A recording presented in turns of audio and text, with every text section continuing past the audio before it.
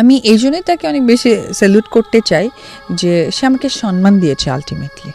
একটা মেয়েকে অসম্মানিত করা ট্রাই করে আলটিমেটলি বিয়ে হলো না বা বিয়ে থেকে সে নিজে খারাপ লেগেছে তা কিন্তু সে করেনি। নিজের দ্বিতীয় স্বামীকে নিয়ে গর্ব করছে ঢালিউড কুইন অপু বিশ্বাস। এক ইন্টারভিউতে অপু বলেন, আমার মতো ডিভোর্সি মেয়েকে সে যে সম্মানটা দিয়েছে এটাই অনেক। শুধু তাই নয়, সে আমার অনাথ বাচ্চাটাকেও মেনে নিয়েছে।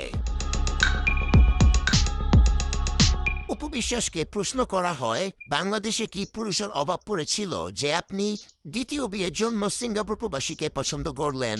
উত্তরে অপু বলেন, আরে বোকা, সে তো বাংলাদেশি।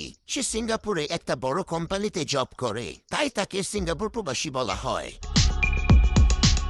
বাংলাদেশে মানে সবচেয়ে ভালো অন্যান্য দেশের থেকে।